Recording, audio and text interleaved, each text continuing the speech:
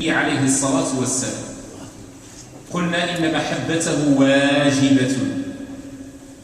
واجبة ومقتضى من مقتضيات الإيمان، لقول الله عز وجل: قل إن كان آباؤكم وأبناؤكم وإخوانكم وأزواجكم وعشيرتكم وأموال اقترفتموها وتجارة تخشون كسادها ومساكن ترضونها أحب إليكم من الله ورسوله وجهاد في سبيله فتربصوا حتى يأتي الله بأمره. ولأن النبي عليه الصلاة والسلام بين لنا أن العبد لا يكمل إيمانه إلا بكمال محبته للنبي عليه الصلاة والسلام، فقال صلى الله عليه وسلم: لا يؤمن أحدكم حتى أكون أحب إليه من والده وولده والناس أجمعين. يعني لابد من تقديم محبة النبي عليه الصلاة والسلام على آبائنا وعلى محبتنا لأمهاتنا ومحبتنا لأولادنا وبناتنا، بل ومحبتنا لأنفسنا. ذكرنا حديث عمر رضي الله عنه لما قال للنبي عليه الصلاة والسلام: لأنت أحب إلي من كل شيء إلا من نفسي. قال: والذي نفسي بيده حتى أكون أحب إليك من نفسي. بمعنى النبي عليه الصلاة والسلام يحلف أن كمال الإيمان لا يدركه العبد إلا بأن يكون النبي عليه الصلاة والسلام أحب إلى هذا العبد من نفسه التي بين جنبيه. وطبعا عندك العلامة باش غادي تعرف واش المحبة ديال النبي عليه الصلاة والسلام هي الأعلى في قلبك أم محبة غيره.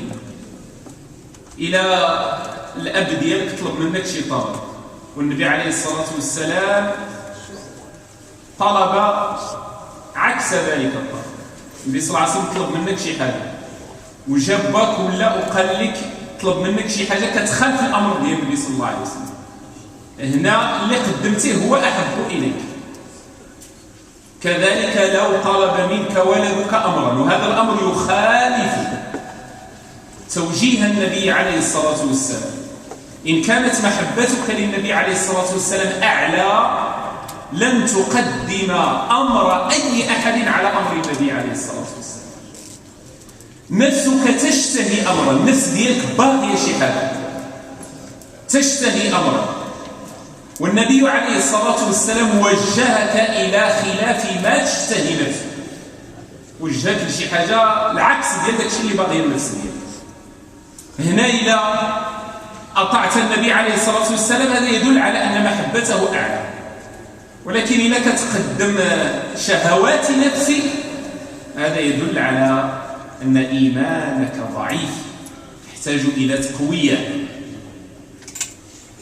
هذه المحبة ديال النبي عليه الصلاة والسلام إن صدق فيها العبد، إذا كان فعلا الله سبحانه ورسوله صلى الله عليه وسلم أحب إليك مما سواه، يعني محبة الله تبارك وتعالى تسبق كل محبة.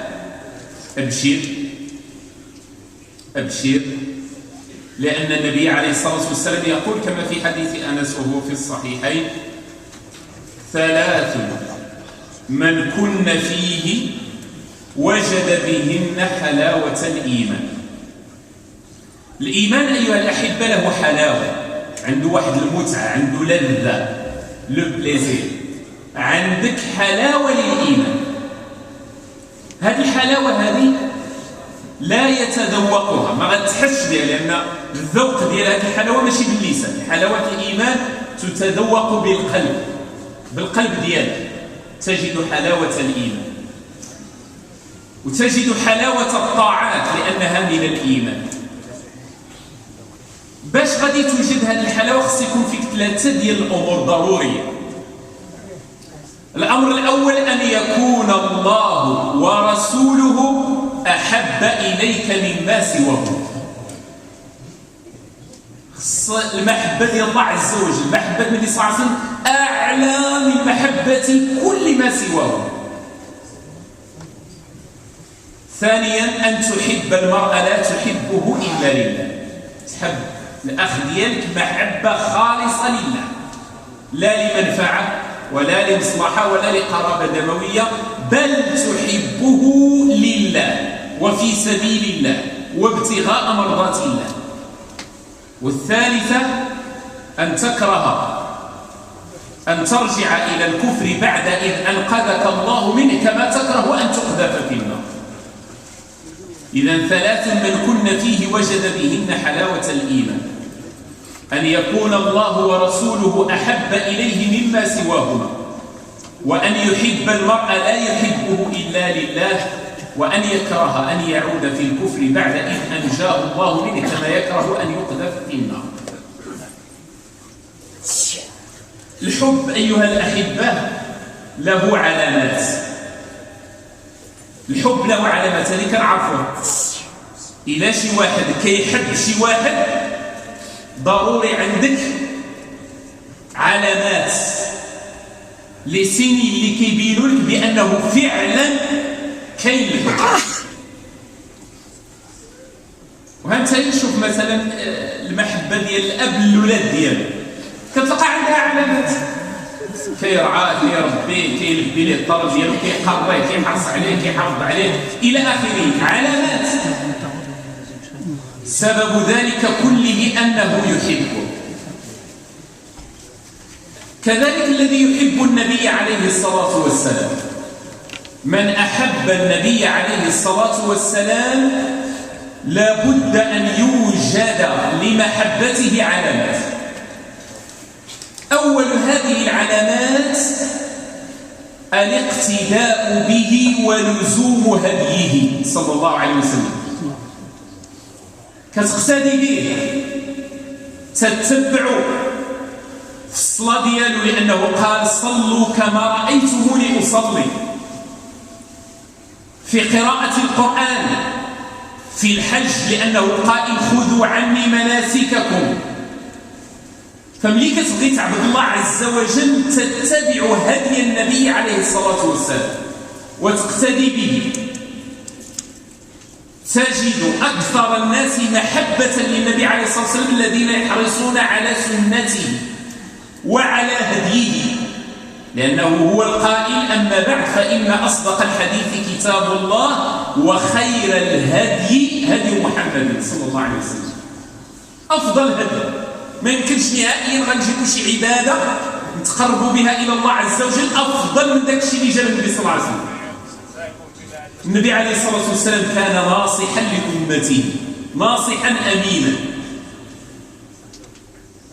ومن عظيم الخدمة والإحسان الذي أحسن إلينا النبي عليه الصلاة والسلام به أنه ما ترك شيئا يقربنا إلى الله ويبعدنا عن النار إلا أمرنا به. أي حاجة تقربنا الله عز وجل وراها لنا، فإحنا خصنا فقط نقلبوا على السنة ديالو، كيفاش كان كيصلي، كيفاش كان كيذكر الله، كيفاش كان كيصوم، كيفاش كان كيحج، كيفاش كان كيقرأ القرآن، كيفاش كان تيقوم الليل، كيف كان يعامل زوجاته، كيف كان يعامل أولاده، كيف كان يعامل أصحابه. نبحثوا على السيرة ديال النبي صلى الله عليه وسلم، على الحياة ديال النبي عليه الصلاة والسلام، على الهدي ديال النبي عليه الصلاة والسلام، ونقتدي به في ذلك. هذه العلامة ديال المحبة. شي واحد اللي كيحب شي واحد حب كبير كيكون حريص على أنه يقلده، يقتدي به، يتبعه. ولهذا قال الله عز وجل: قل إن كنتم تحبون الله فاتبعوني. تابعوا. ما يكفيش تآمن أنه رسول، تآمن أنه رسول من عند الله وأنه خاتم الأنبياء والمرسلين، ما كاين شي نبي من بعد منه، لكن تضيف إلى هذا أن تحرص على طاعته ولزوم هديه. والأخرى أن تكثر من الصلاة والسلام عليه صلى الله على نبينا محمد وعلى آله وصحبه وسلم. أن تكثر من الصلاة والسلام عليه. عطر لسانك اللسان ديالك وطيب الفم ديالك بالصلاة عليه صلى الله عليه وسلم. والله عرفوا الحب بأنه ذكر الحبيب في المشهد والمغيب. اللي كيحب شي واحد كيكثر من الذكر ديالو. عارف احوال الناس العاديه كتلقى شي واحد يسول على شي واحد ويذكره بكثره، واش شتي فلان، واش تلاقيتي بفلان، رانا تلاقيت كذا، ويذكره. علاش؟ يحبه.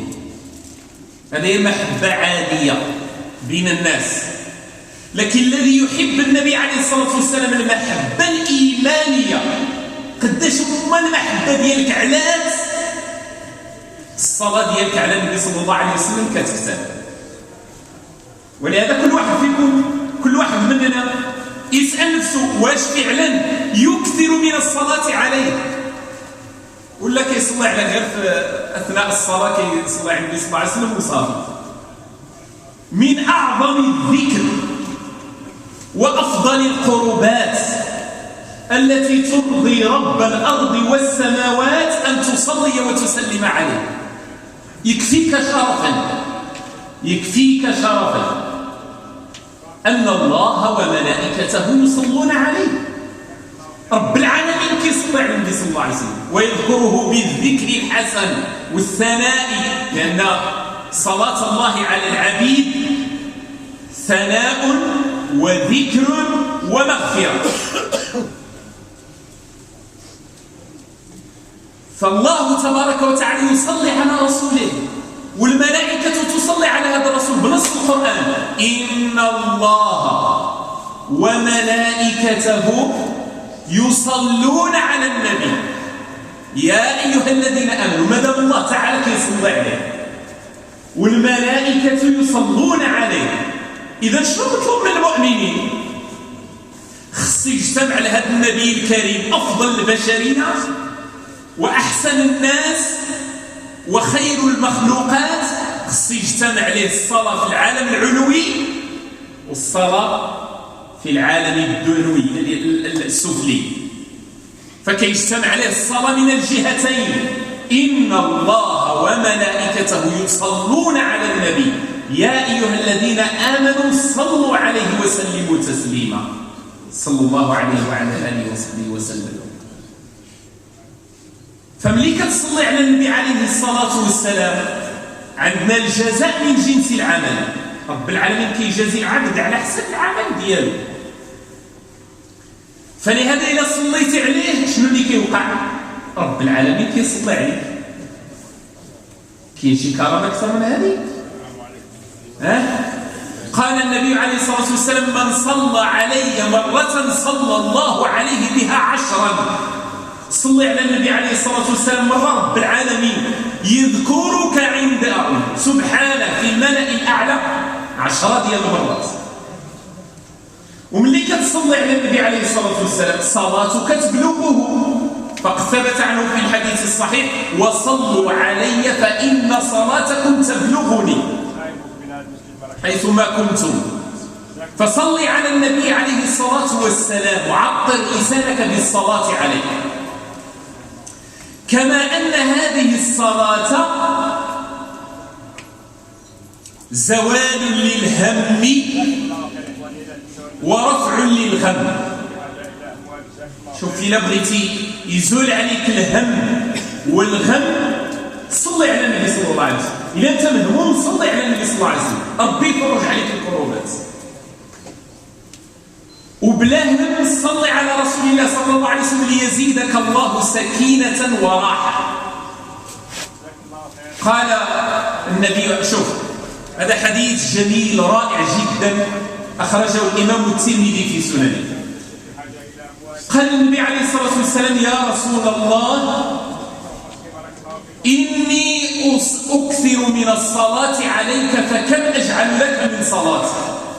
قال لي: راني كنكثر من الصلاة عليك. بغيت نسولك شحال نجعل لك من الصلاة ديالي، يعني من الدعاء ديالي؟ قال لي: أنا ملي كندعي أدعو الله عز وجل لكن أكثر من الصلاة عليك. قال لي: شحال نجعل لك من صلاتي أي من دعاء؟ قال النبي عليه الصلاة والسلام: ما شئت، اللي بغيتي. قال له أبي بن كعب رضي الله عنه أجعل لك الربع، يعني أنا إلا عندي واحد الدعاء الربع ديال الدعاء ديالي نجعلو صلاة عليك. قال له ما شئت وإن زدت فهو خير لك. قال لي مزيان كيف بغيت، ولكن إن زدت هذا أفضل لك. قال أجعل لك النصف، يعني أصلي عليك النصف. قال النبي عليه الصلاة والسلام ما شئت وإن زدت فهو خير لك. قال فالثلثين، يعني أنا إلا عندي شي دعاء الثلثين ديالو غيكونوا صلاة عليك. قال لي النبي صلى الله عليه وسلم ما شئت وإن زدت فهو خير لك. قال إذا أجعل لك صلاتي كلها، بمعنى ملي نبغي ندعي أي دعاء نصلي عليه، الدعاء ديالي كامل يولي غير صلاة على النبي صلى الله عليه وسلم، يتحول إلى صلاة على رسول الله صلى الله عليه وسلم. اللهم صل عليه وسلم تسليما. صلوا على رسول الله. قال لك البخيل من ذكرت عنده ولم يصلي عليه. أذكر أدعو على الصلاة على النبي صلى الله عليه وسلم، ما تعياش، خلي اللسان ديالك رطبا بالصلاة على رسول الله. قال أجعل لك صلاتي كلها. قال إذا تكفى همك ويغفر ذنبك. الذي يكثر من الصلاة على رسول الله صلى الله عليه وسلم بصعص وعده بشيئين. الأمر الأول أن رب العالمين يكفيه الهم ديالو، الهم اللي عندك، وداك الشيء اللي باغي يطلب رب العالمين كيكفيك هذا الهم، ويغفر لك ذنبك.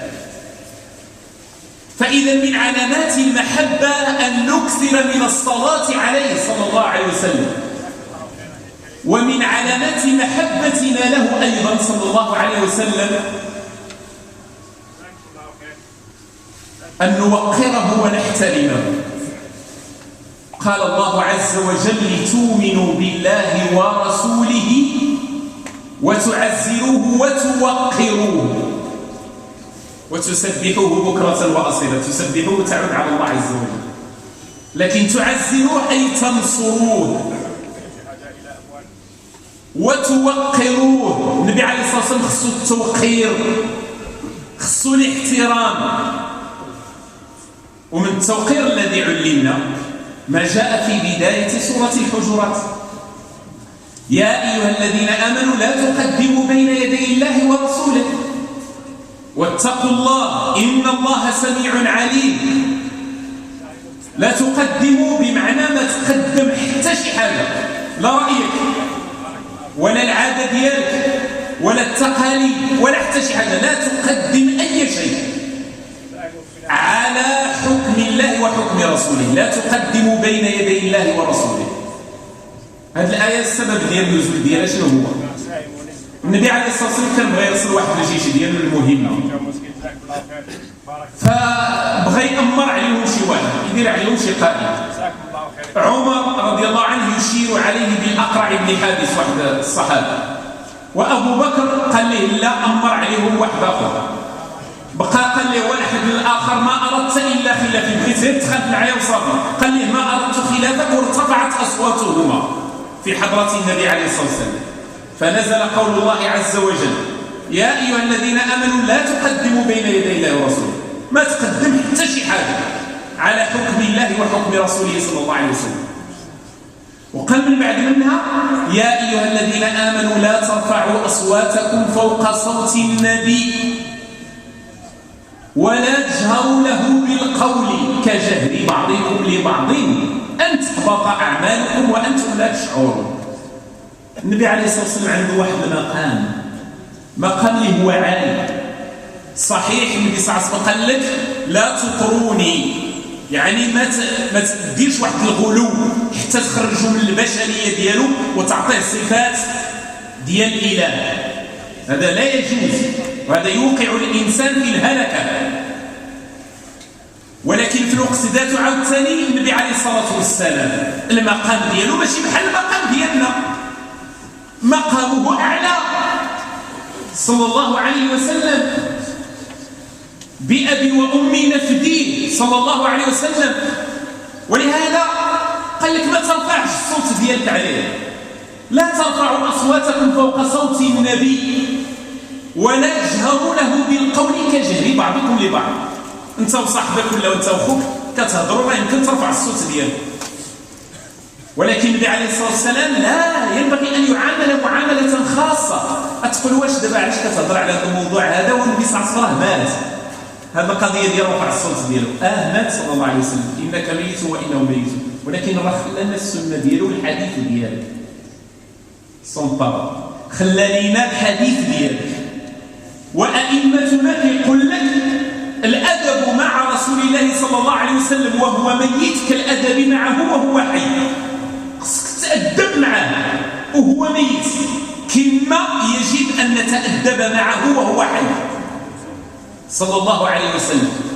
ولهذا شي واحد جالس يقول لك قال رسول الله صلى الله عليه وسلم، خصك تهبط الصوت ديالك وتخفضو وتسمع الحديث، واخا تكون انت وصاحبك مختلفين في شي امر، اسمع الكلام النبي صلى الله عليه وسلم. قال رسول الله صلى الله عليه وسلم، اسمع مزيان الكلام النبي صلى الله عليه وسلم، لان خصك تأدب مع الكلام ديالو. يجب ان نتأدب مع حديث رسول الله صلى الله عليه وسلم، وان نوقر حديثه كما يجب توقيره في حياته صلى الله عليه وسلم. كذلك عند قبره عمر رضي الله عنه، سمع شي وحدين كيرفعوا الاصوات ديالهم قرب قبر النبي عليه الصلاه والسلام، فناداهما اجلتما. منين كان ديك الساعه امير المؤمنين؟ قالوا له نحن من الطائف. قال لو كنتما من اهل المدينه لاوجعتكما ضربا، غنأدبكم مزيان. علاش؟ لانكم كترفعوا الاصوات ديالكم قرب قبره، والنبي صلى الله عليه وسلم يجب ان يتأدب في حضرته. تأدب مع النبي عليه الصلاة والسلام. ولهذا اللي جاو كيعيطوا ليه، كانوا جا واحد ساكنين غير في البادية كيتسموا الأعراب، وجعلوا ينادون، بغاو يخرج لهم، بقات يقولوا يا محمد يا محمد اخرج إلينا. كيعيطوا ليه كيتسمى وراه بحال كتنادي أي واحد.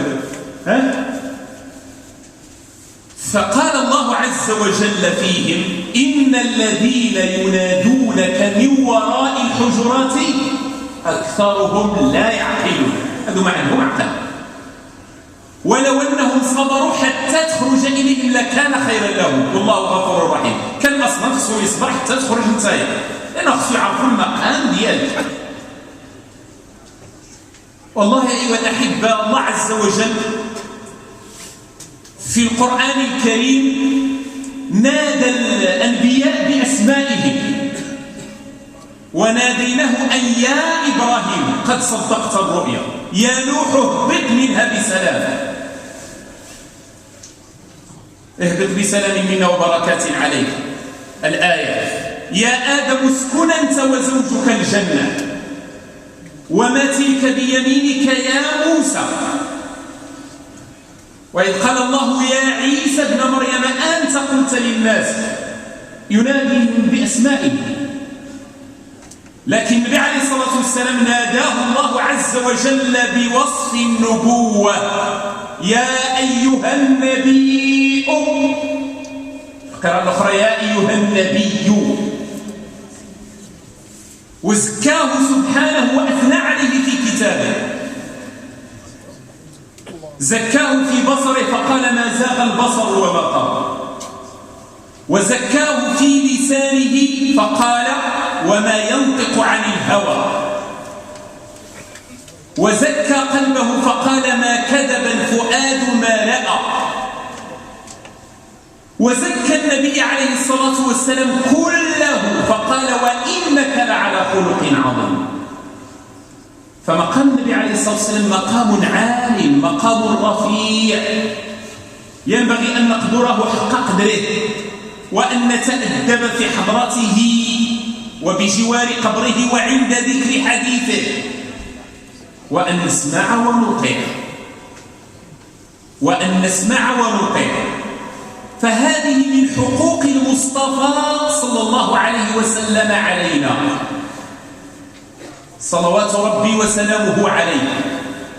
وفعلا لو أن العبد حقق الإيمان الصادق بالرسول صلى الله عليه وسلم وأطاعه فيما يأمر به. الطاعة l'obéissance، الطاعة تلزمها، وحتى إذا ضعفتي ولا غلطتي ولا نسيتي أرجع، ولا تصر على أنك تخالف النبي عليه الصلاة والسلام. ارجع إلى هديه، فإن خير الهدي هدي نبينا محمد عليه الصلاة والسلام. واللسان ديال الإنسان ديال المسلم يكثر من الصلاة على اللهم صل وسلم وبارك على نبينا محمد، اللهم صل وعلى إلى آخر الصلاة الإبراهيمية التي تعرفون. فصل على النبي عليه الصلاة والسلام، صل عليه بعد إنهاء التشهد، وصل عليه بعد الأذان، وصل عليه حين الدعاء إذا أردت أن تدعو الله عز وجل. وأكثر إكثارا من الصلاة عليه في يوم الجمعة. يوم الجمعة يوم مبارك، فيه خلق آدم، وفيه نفخ فيه الروح، وفيه أدخل الجنة، وفيه أهبط منها، وفيه تقوم الساعة. وفي يوم الجمعة ساعة، كاين واحد الوقت ماشي ساعة ديال 60 دقيقة، لا، وقت طويل، يعني واحد المدة زمنية قصيرة. يعني في يوم الجمعة لا يصادفها عبد مؤمن يسأل الله عز وجل شيئا إلا أعطاه. ولهذا أمرنا النبي عليه الصلاة والسلام أمر استحباب بأن نكثر من الصلاة عليه في يوم الجمعة أكثر من غيره، فأكثروا علي من الصلاة فيه. فإن أكثر العبد من الصلاة عليه ولزم الأدب مع هذا النبي الكريم ووقر حديثه صلى الله عليه وعلى آله وصحبه وسلم، وعلم أولاده هديه وسيرته. الحمد لله دابا الآن راه السيرة النبوية بمختلف الوسائل. دابا الآن الحمد لله السيرة تتقدم بطرق حديثة وسهلة جدا، العبارة ديالها سهلة، كيفاش كانت الحياة ديال النبي عليه الصلاة والسلام. هي غير حنا خصنا نهتموا به، خص تعلموا وليدات هذا النبي صلى الله عليه وسلم اللي كان تابعوه، شنو سميتو، شنو سميت باه، ها فين كان، ها فين تولد، ها متى تولد، شنو داز عليه من الرحال، ها كيفاش كان حرص علينا صلى الله عليه وسلم وباغي لنا الخير. نتعلموها احنا ونعلموها وليداتنا. علاش؟ كنحبوه، واللي كيحب شي واحد كيحرص على انه يعرف الحياه ديالو صلى الله عليه وسلم، وملي نعرفوا الحياه ديالو غادي تزيد هذيك المحبه من النبي عليه الصلاه والسلام. اختم باخر حق اذكره، وليس اخر حقوق يعني اطلاق بالاطلاق، وانما فيما اذكره انا الساعه، وهو ان نتاكد ونتثبت من الاحاديث التي ننسبها اليه. ملي تبغي تنسب النبي صلى الله عليه وسلم شي حديث تتاكد ان ذاك الحديث فعلا راه صحيح، عاد تنسبوا ليه، باش ما تجيش شي حديث مكذوب على النبي صلى الله عليه وسلم ناقل شي غير كذبوا عليه وتبقى تقول قال رسول الله صلى الله عليه وسلم. راه هو القائل من كذب علي متعمدا فليتبوأ مقعده من النار، وقال من حدث بحديث يرى انه كذب فهو احد الكاذبين. فاذا الحمد لله الان الوسائل باش غادي تتاكد ببحث سريع كتعرفوا واش هذا الحديث صحيح قولوا، ولا ماشي حديث صحيح ما تنسبوش النبي عليه الصلاه والسلام. فإذا الإنسان كانت العلاقة ديالو مع النبي عليه الصلاة والسلام بهذه الأمور التي ذكرنا وبهذا الوصف الذي بينا، ما شاء الله أكرم وأنعم. إذا هذه العلاقة الثانية اللي هي علاقة المسلم برسول الله صلى الله عليه وسلم. سننتقل إلى العلاقة الثالثة في الدرس القادم يوم غد إن شاء الله، إن يسر الله البقاء واللقاء. أسأل الله عز وجل أن يعلمنا ما جهلنا، وأن ينفعنا بما علمنا، وأن يرزقنا العلم النافع والعمل الصالح، وأن يجعلنا من عباده الأتقياء الأنقياء الأبرار الأطهار، وأن يجنبنا طريق الأشقياء الفجار، وأن يرزقنا صدق الإيمان برسوله وحسن اتباعه والاقتداء به، وأن يوفقنا لطاعته، ونسأل الله أن يعيننا على ذكره وشكره وحسن عبادته. وصل اللهم وسلم وزد وبارك على سيدنا ونبينا محمد وعلى آله وصحبه أجمعين، والحمد لله رب العالمين.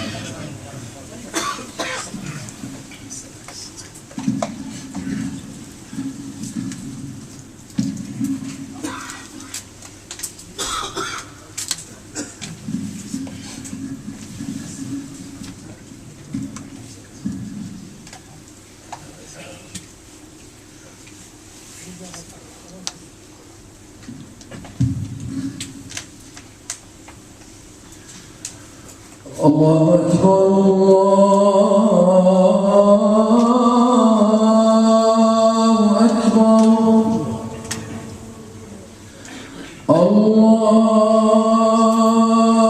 الله أكبر الله أكبر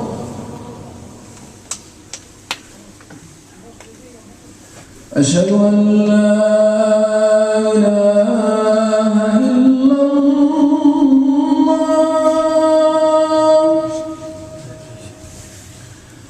أشهد أن لا إله إلا الله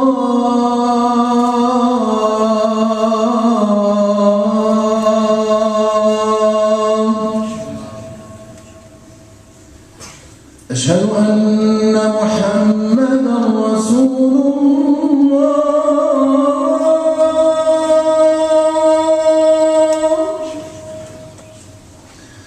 أشهد أن محمدا رسول الله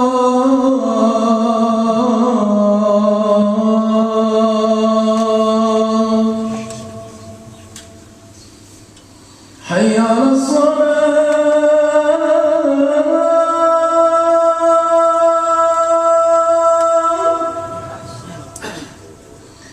حي على الصلاة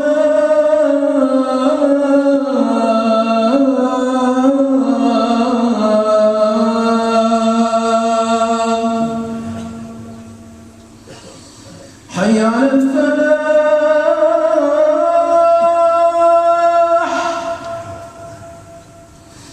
حي على الفلاح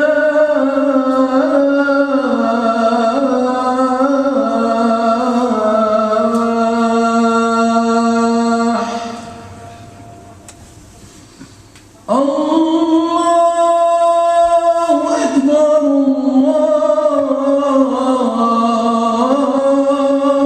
الله أكبر لا إله إلا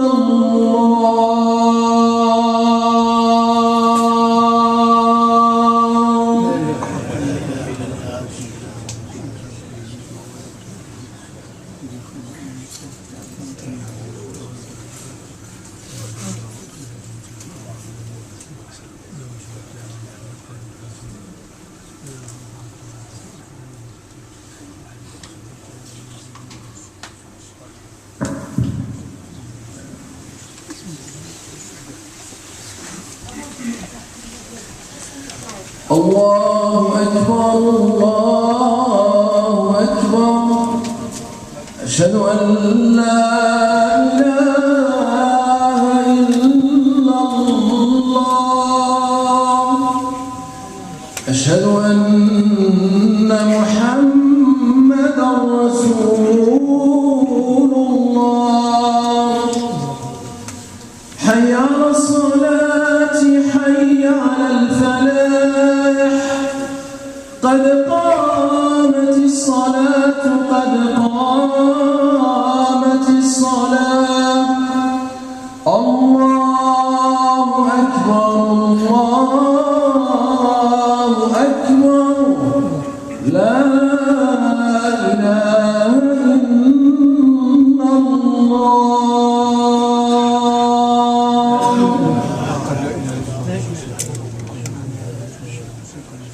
سووا صفوفكم فإن تسوية الصفوف من تمام الصلاة.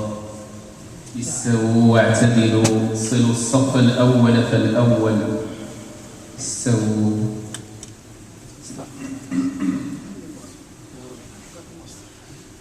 الله أكبر.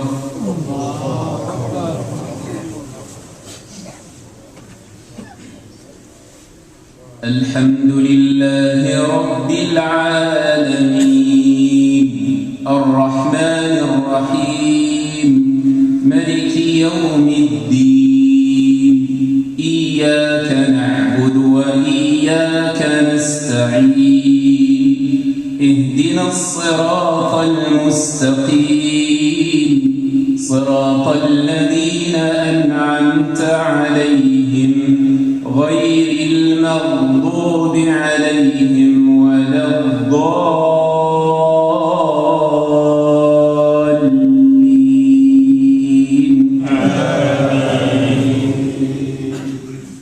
تبارك الذي بيده الملك وهو على كل شيء قدير الذي خلق الموت والحياة ليبلوكم أيكم أحسن عملا وهو العزيز الغفور الذي خلق 7 سماوات طباقا ما ترى في خلق الرحمن من تفاوت فارجع البصر هل ترى من فطور ثم ارجع البصر كرتين ينقلب إليك البصر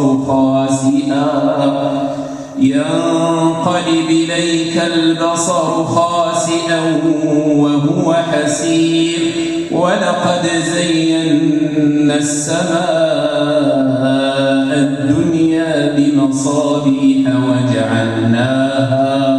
وجعلناها رجوما للشياطين وأعتدنا لهم عذاب السعير وللذين كفروا بربهم عذاب جهنم وبئس المصير إذا ألقوا فيها سمعوا لها شهيقا وهي تفور تكاد تميز من الغيظ كلما ألقي فيها فوج سألهم خزنتها ألم ياتكم نذير قالوا بلى قد جاءنا نذير فكذبنا وقلنا ما نزل الله من شيء إن أنتم إلا في ضلال كبير وقالوا لو كنا نسمع أو نعقل ما كنا في أصحاب السعير فاعترفوا بذنبهم فسحقا لأصحاب السعير. الله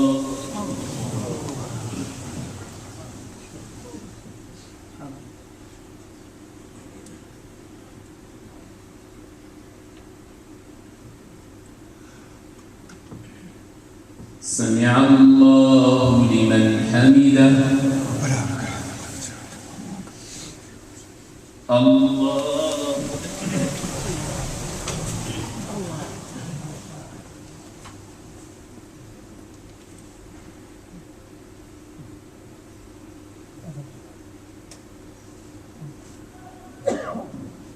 الله أكبر.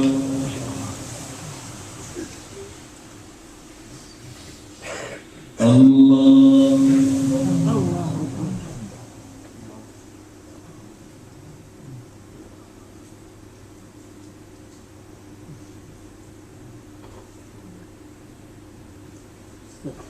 الله أكبر. الحمد لله رب العالمين الرحمن الرحيم ملك يوم الدين إياك نعبد وإياك نستعين اهدنا الصراط المستقيم صراط الذين الذين أنعمت عليهم غير المغضوب عليهم ولا الضالين.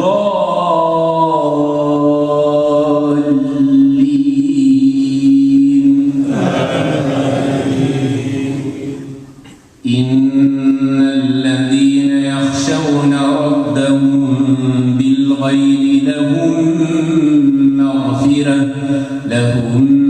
مغفرة وأجر كبير. وأسروا قولكم أو اجهروا به إنه عليم بذات الصدور. ألا يعلم من خلق وهو اللطيف الخبير. هو الذي جعل لكم الأرض ذلولا فامشوا في مناكبها وكلوا من رزقه وإليه النشور. آمنتم من في السماء أن يخسف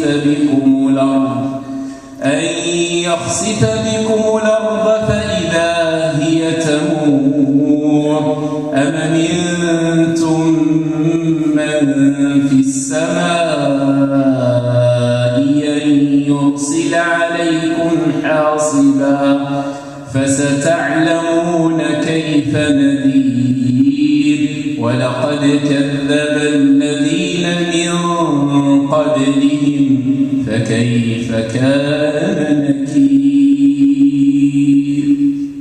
الله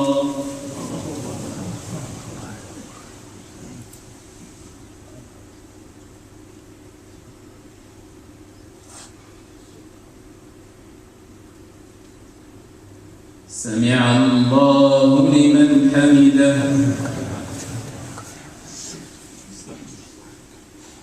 الله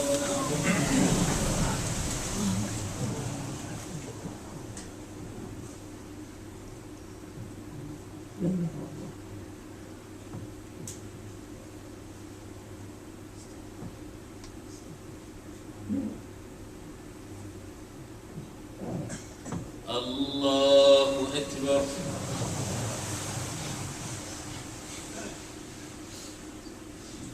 الله أكبر.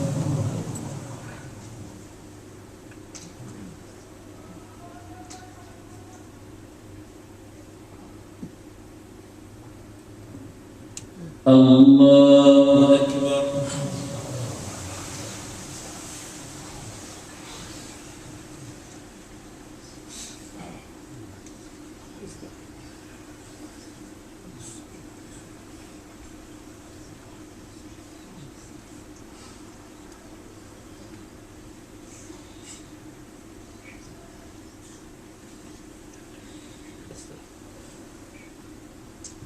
الله أكبر.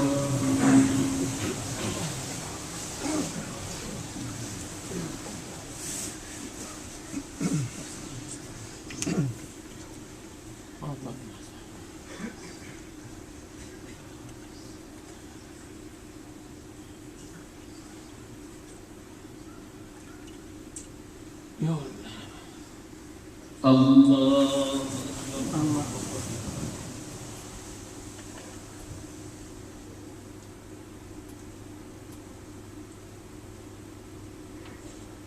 سمع الله لمن حمده. الله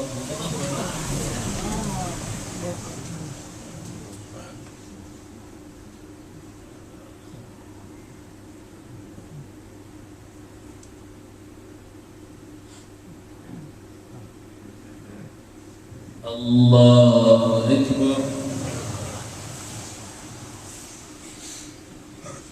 الله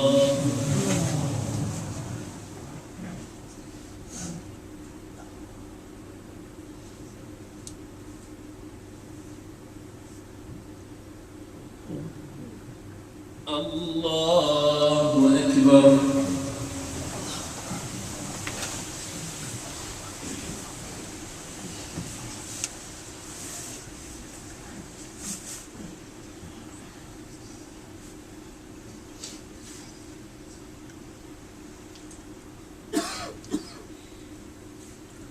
الله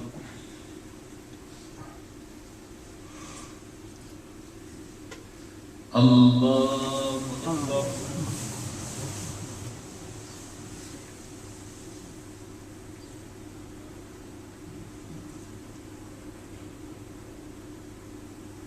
سمع الله لمن حمده. الله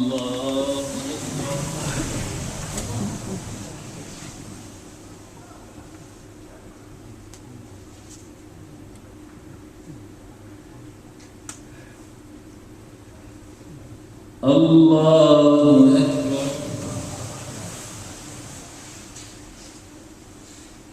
الله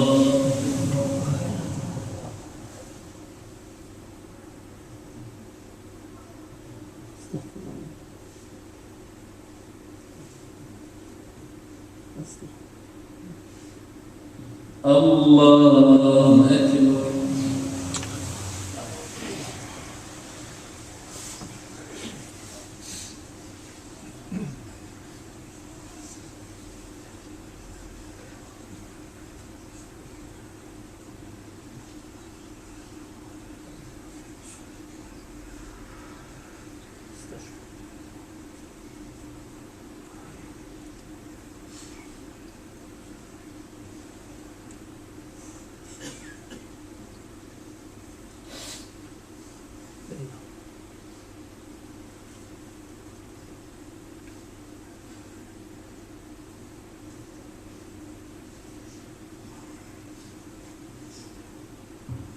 السلام عليكم ورحمة الله. السلام عليكم ورحمة الله.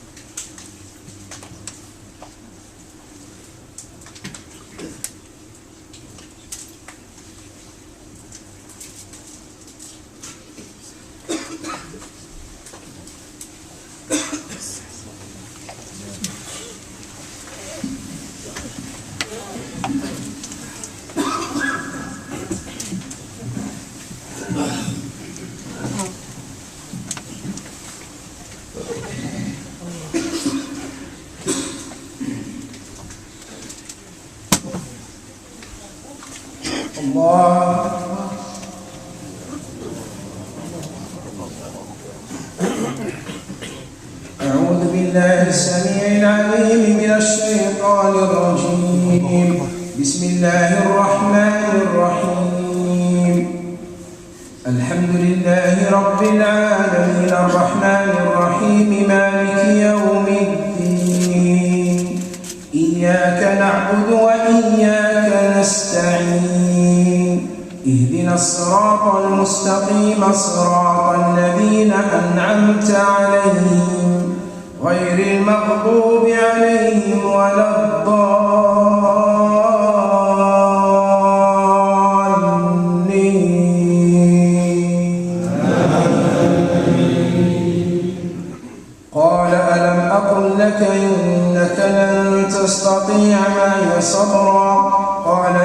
سألتك عن شيء بعدها فلا تصاحبني قد بلغت من لدني عذرا.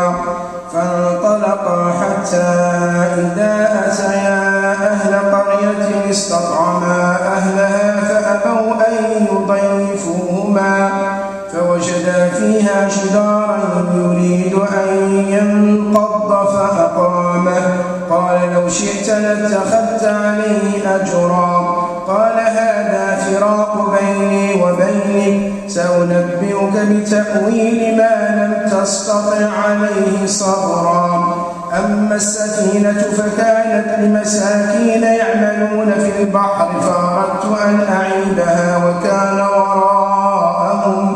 وكان وراءهم ملك يأخذ كل سفينة غصبا.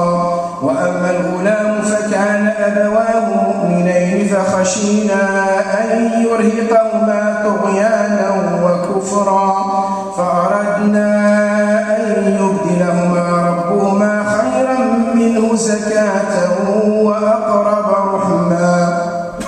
وأما الجدار فكان لغلامين يتيمين في المدينة وكان تحته كنز لهما وكان أبوهما صالحا فأراد ربك أن يبلغا أشدهما ويستخرجا كنزهما رحمة من ربك وما فعلته عن أمري ذلك تأويل ما لم تسطع عليه صبرا.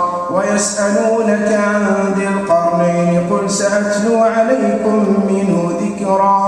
إنا مكنا له في الأرض وآتيناه من كل شيء سببا فأتبع سببا حتى إذا بلغ مغرب الشمس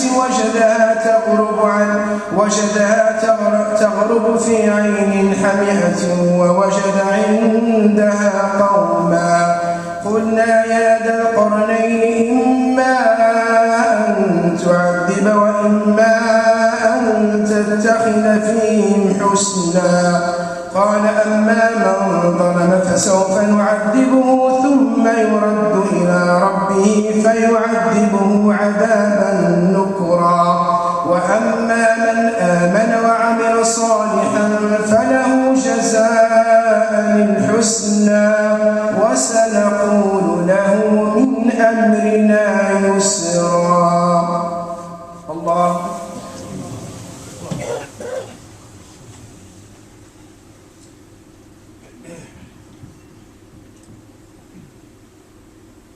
سمع الله لمن حمده. الله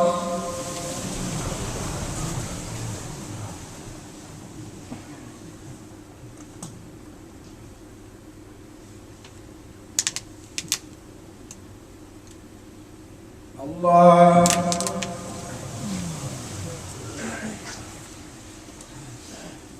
الله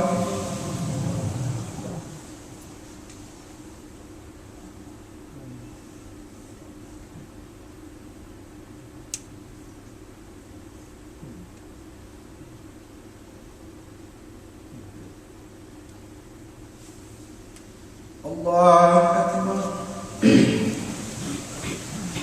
الحمد لله رب العالمين الرحمن الرحيم مالك يوم الدين إياك نعبد وإياك نستعين اهدنا الصراط المستقيم صراط الذين أنعمت عليهم غير المغضوب عليهم ولا الضالين.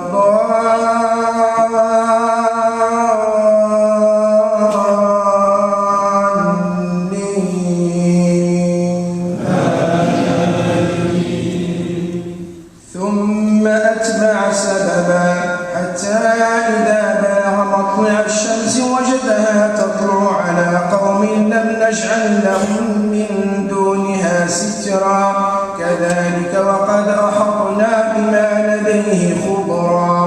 ثم أتبع سببا حتى إذا بلغ بين السدين وجد من دونهما قوما لا يكادون يفقهون قولا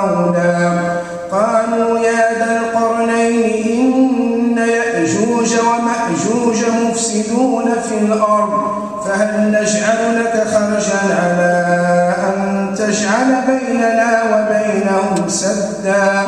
قال ما مكني فيه ربي خير فاعينوني بقوة أجعل بينكم وبينهم ردما. آتوني زبر الحديد حتى إذا ساوى بين الصدفين قال انفخوا حتى إذا جعله نارا قال آتوني أفرغ عليه قطرا. فما استطاعوا أن يظهروه وما استطاعوا له نقبا. قال هذا رحمة من ربي فإذا شاء وعد ربي جعله دكاء وكان وعد ربي حقا. وتركنا بعضهم يومئذ يموج في بعض ونفخ في الصور فجمعناهم جمعا. وعرضنا جهنم يومئذ للكافرين عرضا. الذين كانت أعينهم في غطاء عن ذكري وكانوا لا يستطيعون سمعا. الله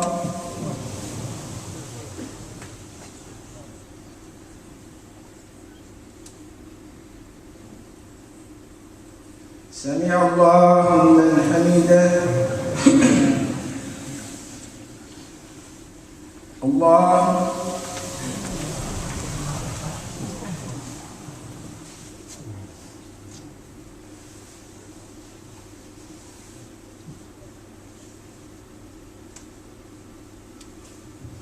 الله أكبر.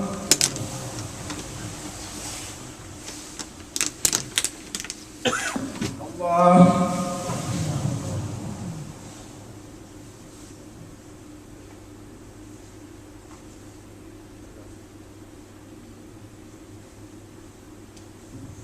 الله أكبر.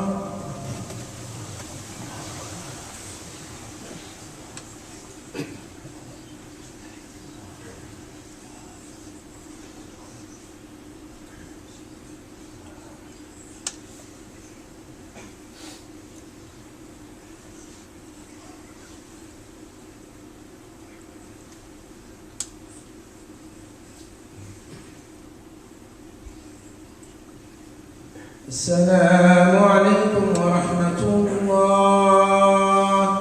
السلام عليكم ورحمة الله.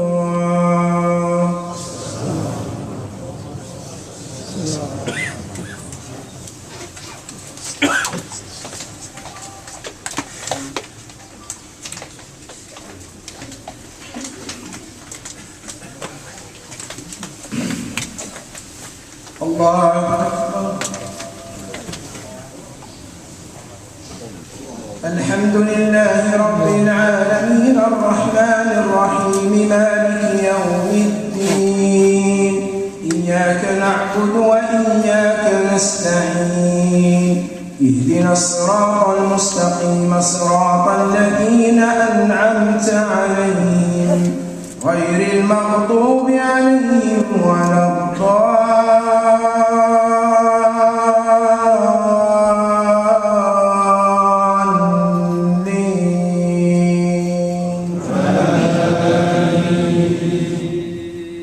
أفحسب الذين كفروا أن يتخذوا عبادي من دوني أولياء إنا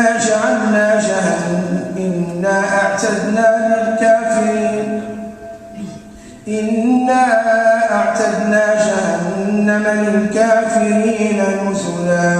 قل هل ننبئكم بالأخسرين أعمالا الذين ضل سعيهم في الحياة الدنيا وهم يحسبون أنهم يحسنون صنعا. أولئك الذين كفروا بآيات ربهم ولقائه فحبطت أعمالهم فلا نقيم لهم يوم القيامة وزنا. ذلك جزاؤهم جهنم بما كفروا واتخذوا آياتي ورسلي هزوا. إن الذين آمنوا وعملوا الصالحات كانت لهم جنات الفردوس نزلا خالدين فيها لا يبغون عنها حولا.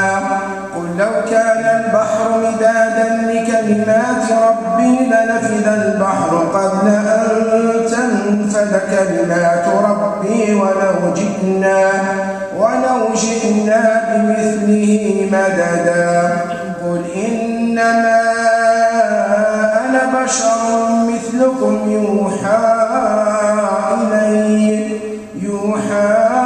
إلي أنما إلهكم إله واحد فمن كان يرجو لقاء ربه فليعمل عملا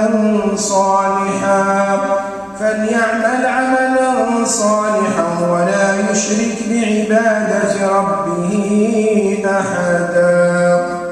بسم الله الرحمن الرحيم. كافها يا عين صاد.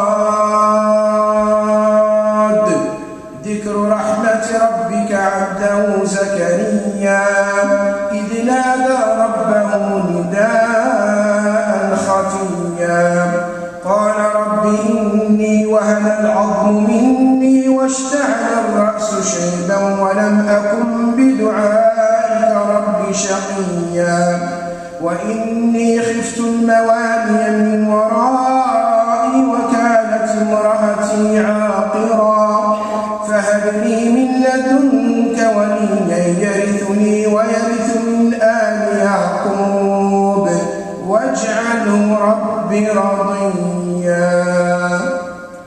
الله.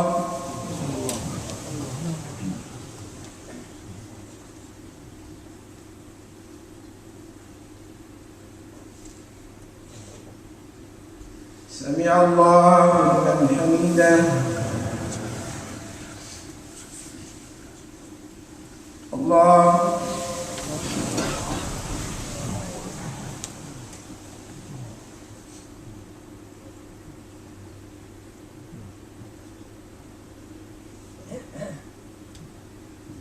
الله أكبر.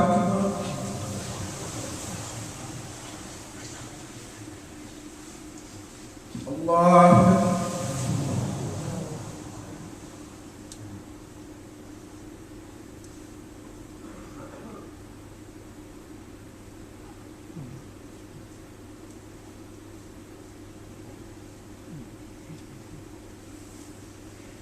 الله أكبر.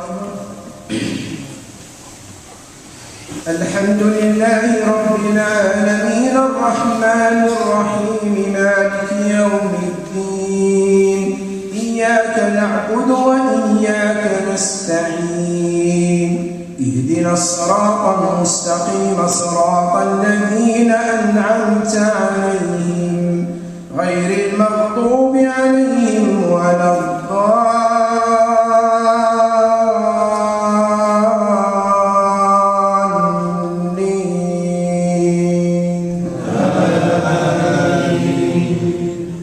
يا زكريا إنا نبشرك بغلام اسمه يحيى لم نجعل له من قبل سميا قال رب أنى يكون لي غلام وكانت امرأتي عاقرا وقد بلغت من الكبر عتيا قال كذلك قال ربك هو علي هين وقد خلقتك من قبل ولم تك شيئا قال رب اجعل لي آية قال آيتك ألا تكلم الناس 3 ليال سويا فخرج على قومه من المحراب فأوحى إليهم أن سبحوا بكرة وعشيا يا يحيى خذ الكتاب بقوة وآتيناه الحكم صبيا وحنانا من لدنا وزكاة وكان تقيا وبرا بوالديه ولم يكن جبارا عصيا وسلام عليه يوم ولد ويوم يموت حيا. واذكر في الكتاب مريم إذ انتبذت من أهلها مكانا شرقيا فاتخذت من دونهم حجابا فأرسلنا إليها روحنا فتمثل لها بشرا سويا. قالت إني أعوذ بالرحمن منك إن كنت تقيا. قال إنما أنا رسول ربك لأهب لك غلاما زكيا. قالت أنى يكون لي غلام ولم يمسسني بشر ولم أك بغيا. قال كذلك قال ربك هو علي هين ولنجعله آية للناس ورحمة منا وكان أمرا مقضيا. الله.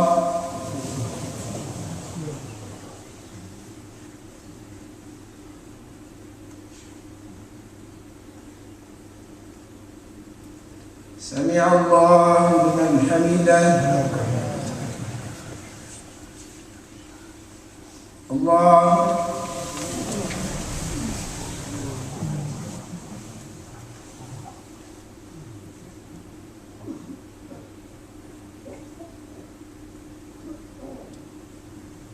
الله.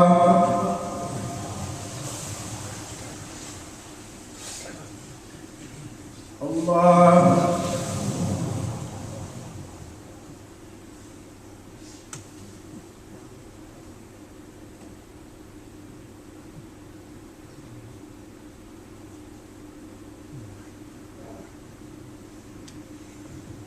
الله.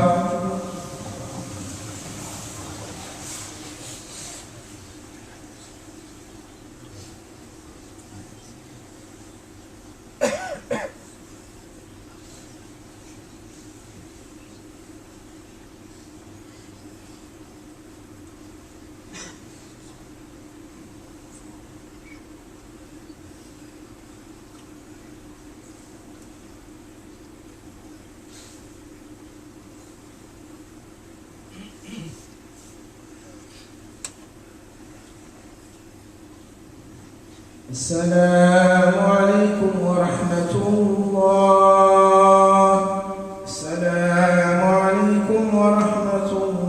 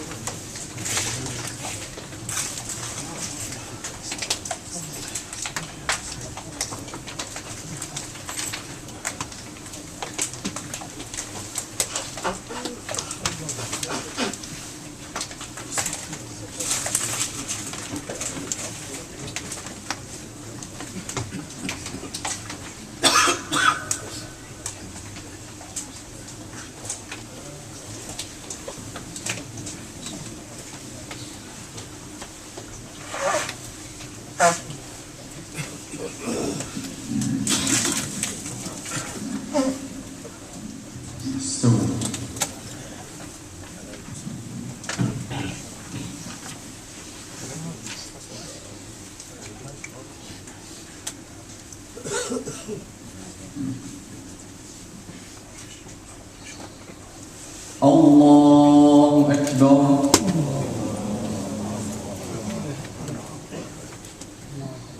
الحمد لله رب العالمين الرحمن الرحيم مالك يوم الدين إياك نعبد وإياك نستعين اهدنا الصراط المستقيم صراط الذين أنعمت عليهم غير المغضوب عليهم ولا الضالين.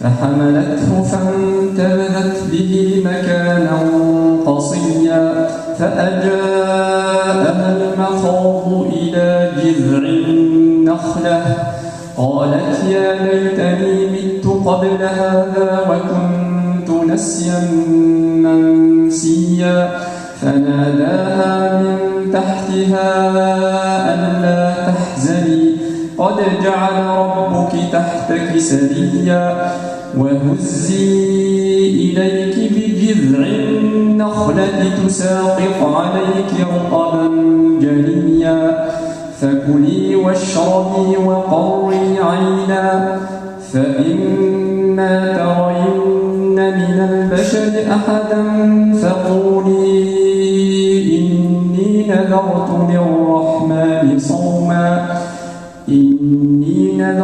للرحمن صوما فلن أكلم اليوم إنسيا فأتت به قومها تحمله قالوا يا مريم لقد جئت شيئا فريا يا أخت هارون ما كان أبوك امرأ سوء وما كانت أمك بغيا فأشارت إليه قالوا كيف نكلم من كان في المهد صبيا قال إني عبد الله آتاني الكتاب وجعلني مباركا أينما كنت وأوصاني بالصلاة والزكاة ما دمت حيا وبرا بوالدتي ولم يجعلني جبارا شقيا والسلام علي يوم ولدت ويوم أموت ويوم أبعث حيا ذلك عيسى ابن مريم قول الحق الذي فيه يمترون ما كان لله أن يتخذ من ولد سبحانه إذا قضى أمرا فإنما يقول له كن فيكون وإن الله ربي وربكم فاعبدوه هذا صراط مستقيم فاختلف الأحزاب من بينهم فويل للذين كفروا من مشهد يوم عظيم أسمع بهم وأبصر يوم يأتوننا لكن الظالمون اليوم في ضلال مبين وأنذرهم يوم الحسرة إذ قضي الأمر وهم في غفلة وهم لا يؤمنون إنا نحن نرث الأرض ومن عليها وإلينا يرجعون الله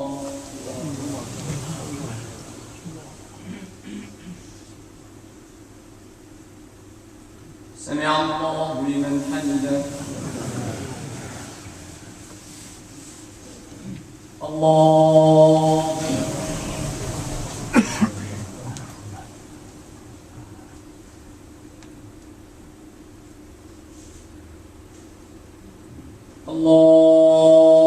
أكبر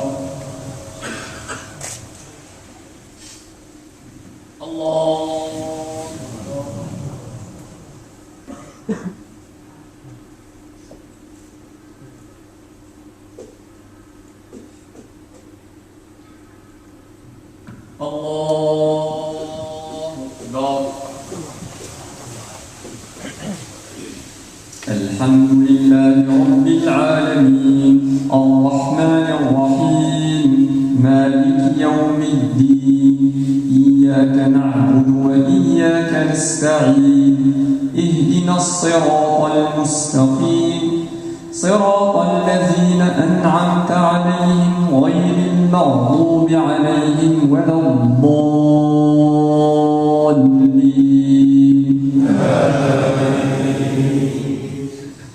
واذكر في الكتاب إبراهيم إنه كان صديقا نبيا إذ قال لأبيه أبت لم تعبد ما لا يسمع ولا يبصر ولا يغني عنك شيئا يا أبت إني قد جاءني من العلم ما لم يأتك فاتبعني أهدك صراطا سويا يا أبت لا تعبد الشيطان إن الشيطان كان للرحمن عصيا يا أبت إني أخاف أن يمسك عذاب من الرحمن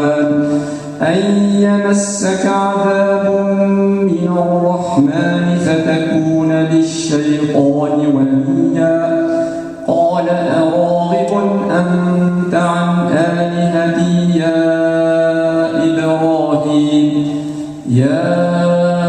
إبراهيم لئن لم تنته لأرجمنك واهجرني مليا قال سلام عليك سأستغفر لك ربي إنه كان بي حفيا وأعتزلكم وما تدعون من دون الله وأدعو ربي عسى ألا أكون بدعاء ربي شقيا فلما اعتزلهم وما يعبدون من دون الله وهبنا له إسحاق ويعقوب وكلا جعلنا نبيا ووهبنا لهم من رحمتنا وجعلنا لهم لسان صدق عليا واذكر في الكتاب موسى إنه كان مخلصا وكان رسولا نبيا وناديناه من جانب الطور الأيمن وقربناه نجيا ووهبنا له من رحمتنا أخاه هارون نبيا واذكر في الكتاب إسماعيل إنه كان صادق الوعد وكان رسولا نبيا وكان يأمر أهله بالصلاة والزكاة وكان عند ربه مرضيا واذكر في الكتاب إدريس إنه كان صديقا نبيا ورفعناه مكانا عليا أولئك الذين أنعم الله عليهم من النبيين من ذرية آدم وممن حملنا مع نوح ومن ذرية إبراهيم وإسرائيل وممن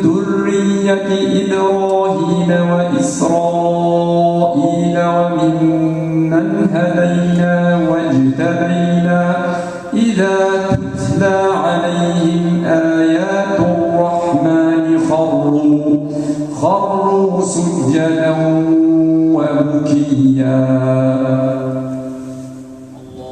الله أكبر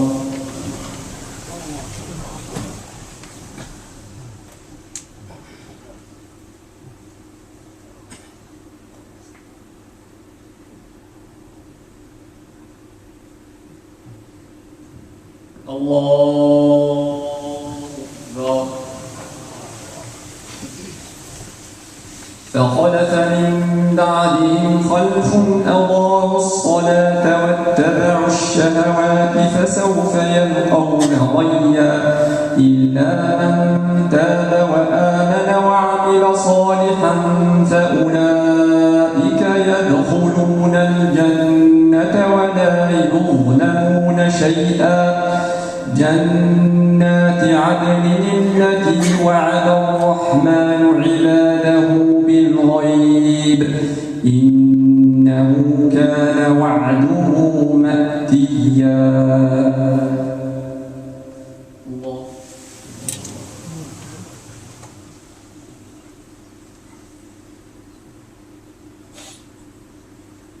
سمع الله لمن حمده. الله.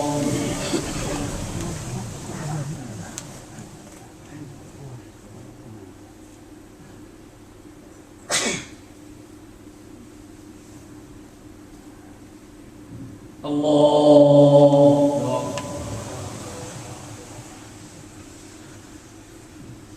الله.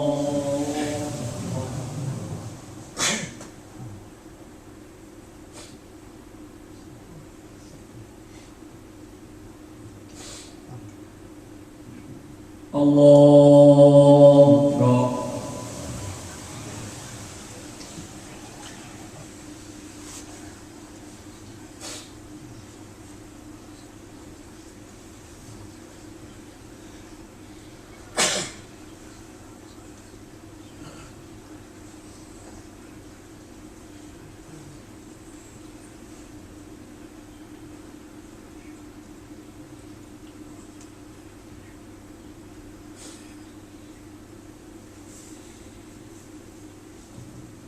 السلام عليكم ورحمة الله.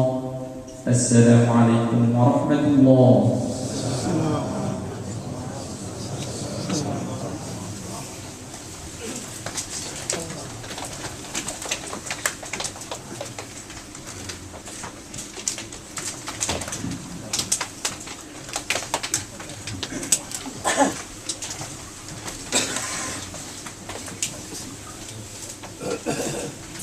الله أكبر. الحمد لله رب العالمين الرحمن الرحيم مالك يوم الدين إياك نعبد وإياك نستعين اهدنا الصراط المستقيم صراط الذين أنعمت عليهم غير المغضوب عليهم ولا الضالين.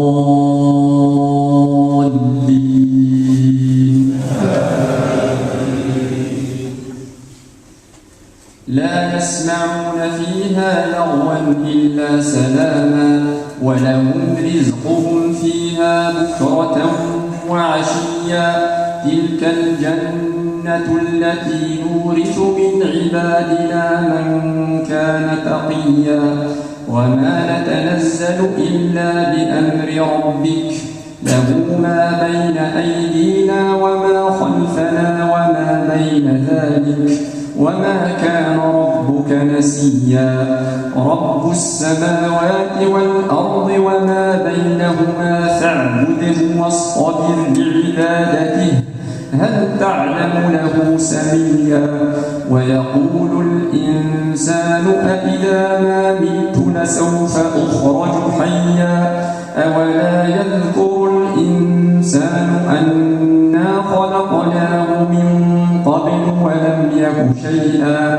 فوربك لنحشرنهم والشياطين ثم لنحضرنهم حول جهنم جثيا. ثم لننزعن من كل شيعة أيهم أشد على الرحمن عتيا.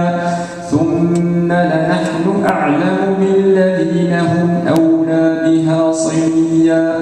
وإن منكم إلا واردها كان على ربك حتما مقضيا.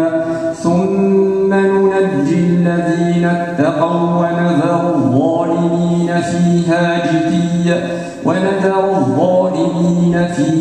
جثيا. وإذا تتلى عليهم آياتنا بينات قال الذين كفروا للذين آمنوا أي الفريقين خير مقاما وأحسن نبيا. وكم أهلكنا قبلهم من قرن هم أحسن أثاثا ورئيا.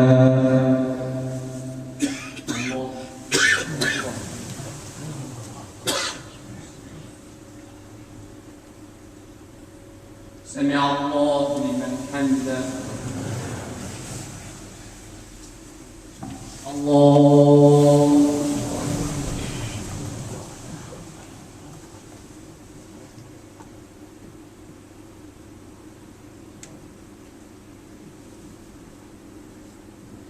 الله أكبر.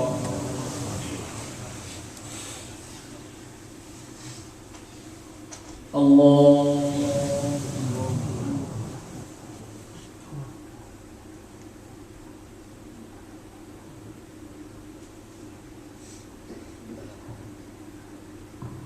الله أكبر. الحمد لله رب العالمين الرحمن الرحيم مالك يوم الدين إياك نعبد وإياك نستعين اهدنا الصراط المستقيم صراط الذين أنعمت عليهم غير المغضوب عليهم ولا الضالين.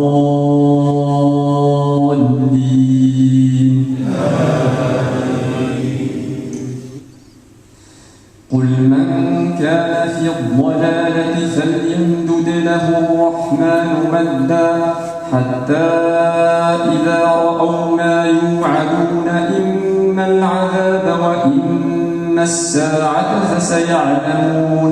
فسيعلمون من هو شر مكانا وأضعف جندا ويزيد الله الذين اهتدوا هدى والباقيات الصالحات خير عند ربك ثوابا وخير مردا. أفرأيت الذي كفر بآياتنا وقال لأوتين مالا وولدا أطلع الغيب أم اتخذ عند الرحمن عهدا كلا سنكتب ما يقول ونمد له من العذاب مدا ونرثه ما يقول ويأتينا فردا واتخذوا من دون الله آلهة ليكونوا لهم عزا كلا سيكفرون بعبادتهم ويكونون عليهم ضدا ألم تر أنا أرسلنا الشياطين على الكافرين تؤزهم أزا فلا تعجل عليهم إنما نعد لهم عدا يوم نحشر المتقين إلى الرحمن وفدا ونسوق المجرمين إلى جهنم وردا لا يملكون الشفاعة إلا من اتخذ عند الرحمن عهدا وقالوا اتخذ الرحمن ولدا لقد جئتم شيئا إدا تكاد السماوات يتفطرن منه وتنشق الأرض وتخر الجبال هدا أن دعوا للرحمن ولدا وما ينبغي للرحمن أن يتخذ ولدا إن كل من في السماوات والأرض إلا آتي الرحمن عبدا لقد أحصاهم وعدهم عدا وكلهم آتيه يوم القيامة فردا إن الذين آمنوا وعملوا الصالحات سيجعل لهم الرحمن ودا فإنما يسرناه بلسانك لتبشر به المتقين وتنذر به قوما لدا وكم أهلكنا قبلهم من قرن هل تحس منهم من أحد أو تسمع لهم ركزا. الله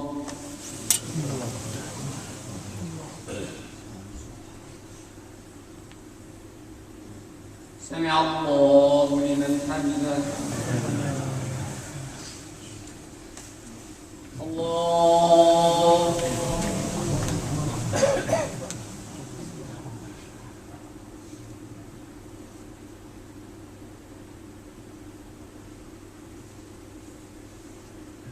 الله أكبر. الله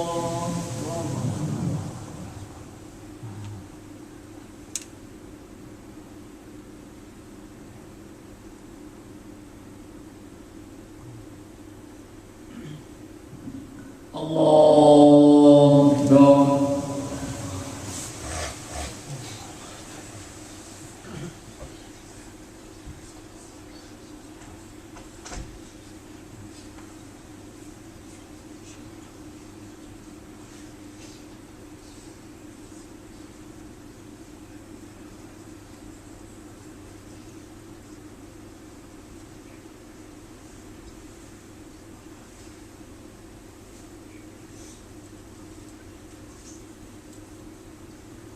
السلام عليكم ورحمة الله. السلام عليكم ورحمة الله.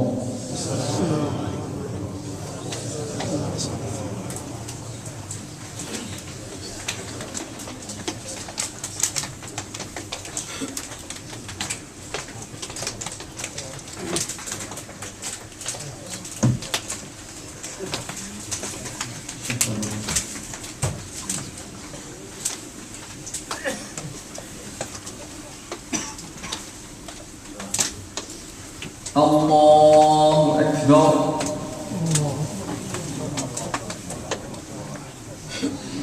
الحمد لله رب العالمين الرحمن الرحيم ملك يوم الدين إياك نعبد وإياك نستعين اهدنا الصراط المستقيم صراط الذين أنعمت عليهم غير المغضوب عليهم ولا الضالين.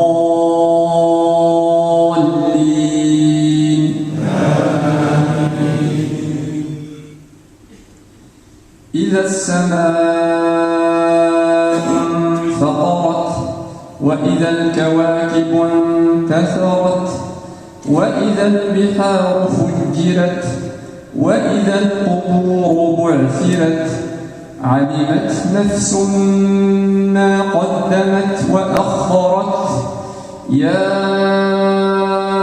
أيها الإنسان ما غرك بربك الكريم الذي خلقك فسويك فعدلك في أي صورة ما شاء ركبك.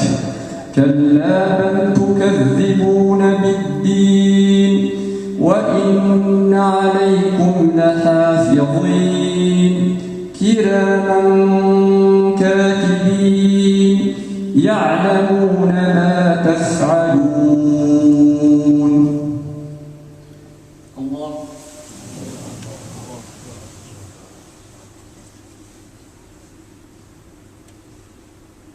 سمع الله لمن حمده. الله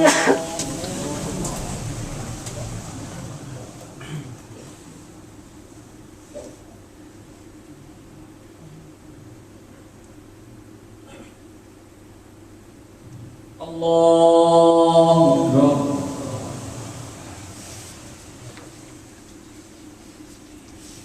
الله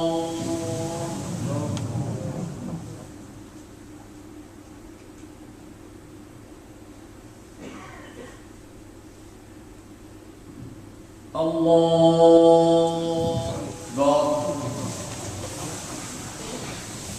الحمد لله رب العالمين الرحمن الرحيم ملك يوم الدين إياك نعبد وإياك نستعين اهدنا الصراط المستقيم صراط الذين أنعمت عليهم غير المغضوب عليهم ولا الضالين.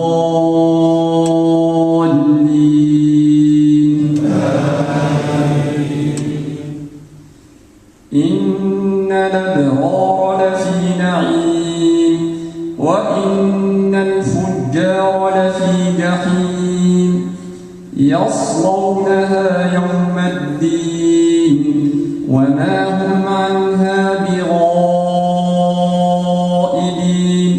وما أدريك ما يوم الدين ثم ما أدريك ما يوم الدين يوم لا تملك نفس لنفس شيئا والأمر يومئذ لله.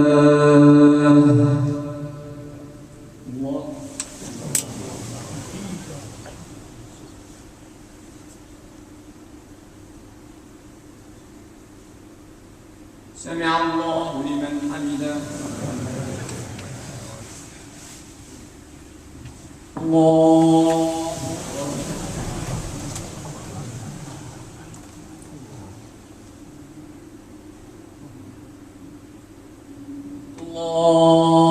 أكبر. الله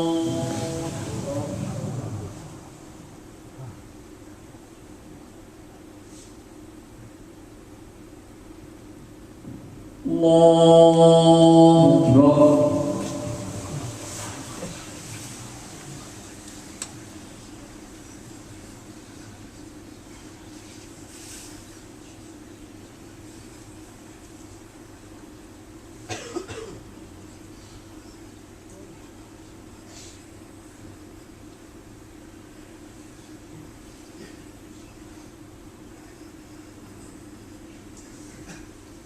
السلام عليكم ورحمة الله. السلام عليكم ورحمة الله.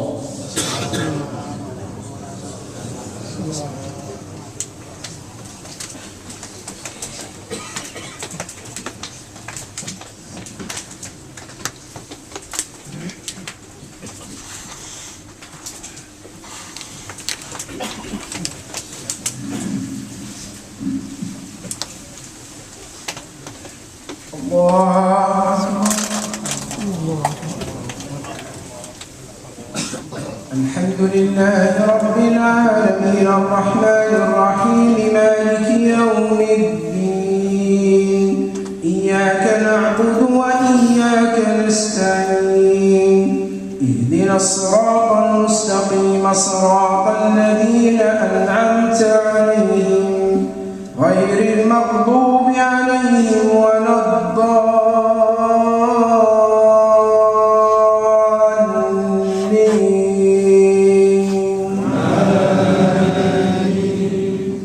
قل هو الله أحد الله الصمد لم يلد ولم يولد ولم يكن له كفوا أحد.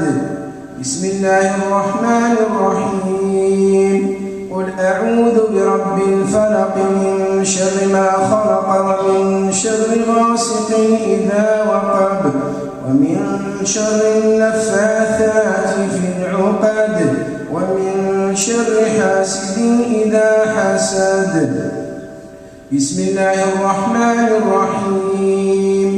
قل أعوذ برب الناس ملك الناس إله الناس من شر الوسواس الخناس الذي يوسوس في صدور الناس من الجنة والناس. الله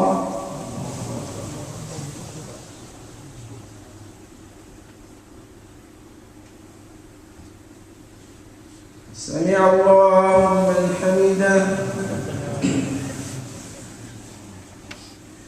اللهم لك الحمد كما ينبغي لجلال وجهك وعظيم سلطانك. اللهم لك الحمد حتى ترضى ولك الحمد إذا رضيت ولك الحمد بعد الرضا. اللهم لك الحمد ملء السماوات وملء الأرض وملء ما بينهما وملء ما شئت من شيء بعد حمدا كثيرا طيبا مباركا فيه اللهم اهدنا فيمن هديت وعافنا فيمن عافيت وتولنا فيمن توليت وبارك لنا فيما أعطيت وقنا واصرف عنا برحمتك شر والسوء ما قضيت إنك تقضي ولا يقضى عليك إنه لا يعز من عاديت ولا يذل من واليت تباركت ربنا وتعاليت اللهم اقسم لنا من خشيتك ما تحول به بيننا وبين معصيتك ومن طاعتك ما تدخلنا به جنتك ومن اليقين ما تهون به علينا مصائب الدنيا ومتعنا اللهم بأسماعنا وأبصارنا وقواتنا أبدا ما أبقيتنا واجعله الوارث منا واجعل ثأرنا على من ظلمنا وانصرنا على من عادانا ولا تجعل الدنيا أكبر همنا ولا مبلغ علمنا ولا غاية رغبتنا ولا إلى النار مصيرنا واجعل اللهم الجنة هي دارنا وقرارنا ولا تسلط علينا بذنوبنا من لا يخافك فينا ولا يرحمنا اللهم تقبل منا الصيام والقيام واحشرنا في زمرة خير الأنام اللهم اجعلنا من الذين قبلت صيامهم وقيامهم ولا تجعلنا من الذين ضربت به وجوههم اللهم لا تدع لنا في شهرنا هذا ذنبا إلا غفرته ولا هما ولا غما إلا فرجته ولا كربا إلا نفسته ولا عيبا إلا سترته ولا دينا إلا قضيته ولا مريضا إلا شفيته ولا ميتا من المسلمين إلا رحمته ولا طائعا إلا أعنته ولا عاصيا إلا هديته ولا فسادا إلا أصلحته ولا عسيرا إلا يسرته ولا حاجة من حوائج الدنيا والآخرة هي لك رضا ولنا فيها صلاح إلا قضيتها ويسرتها برحمتك يا رب العالمين اللهم إنا ندعوك بكل اسم هو لك سميت به نفسك أو أنزلته في كتابك أو علمته أحدا من خلقك أو استأثرت به في علم الغيب عندك أن تجعل القرآن العظيم ربيع قلوبنا ونور صدورنا وجلاء أحزاننا وذهاب همومنا وغمومنا وقائدنا وسائقنا إليك وإلى جناتك جنات النعيم اللهم إنا نعوذ بك من قلب لا يخشى ومن عين لا تدمع ومن نفس لا تشبع ومن دعاء لا يسمع اللهم إنا ندعوك بقلوب خاشعة وأعين دامعة أن توحد صفوف المسلمين اللهم وحد صفوفهم اللهم انصرهم على عدوهم إن عدوهم يكيد لهم اللهم استرنا فوق الأرض وارحمنا تحت الأرض ولا تخزنا يوم العرض اللهم طهر أعمالنا من الرياء وقلوبنا من الكذب وأعيننا من الخيانة، وإنك تعلم خائنة الأعين وما تخفي الصدور. اللهم احينا سعداء وأمتنا شهداء. اللهم ارزقنا قبل الموت توبة، وعند الموت شهادة، وبعد الموت جنة ونعيما. اللهم ارحم موتى المسلمين، اللهم ارحم موتى المسلمين جميعا. اللهم أنس وحدتهم، اللهم اغفر زلتهم، اللهم نور لهم في قبورهم، اللهم وسع لهم في قبورهم، اللهم أبدلهم ديارا خيرا من ديارهم. اللهم ما كان حسنا فتقبله منهم، وما كان سيئا فتجاوز فيه عنهم. اللهم اغسلهم بالماء والثلج والبرد، ونقهم من الذنوب والخطايا كما ينقى الثوب الأبيض من الدنس. وارحمنا اللهم إذا صرنا إلى ما صاروا إليه. اللهم أنت القوي ونحن الضعفاء، وأنت الغني ونحن الفقراء.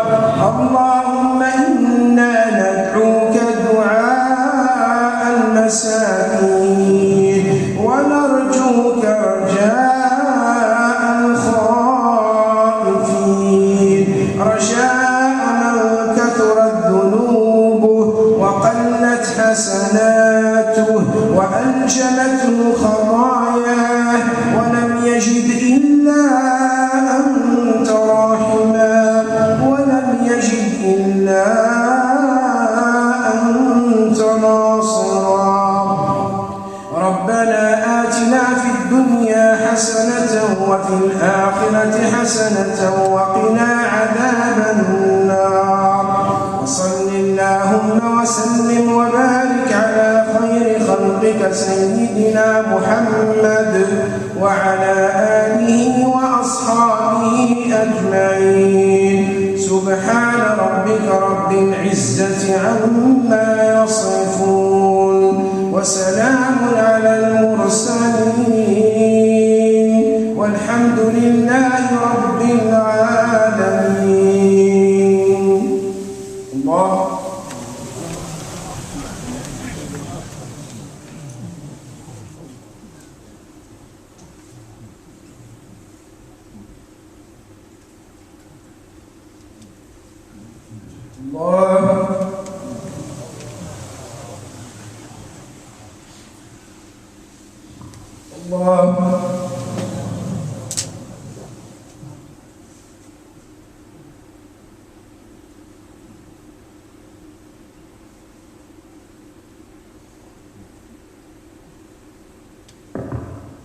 الله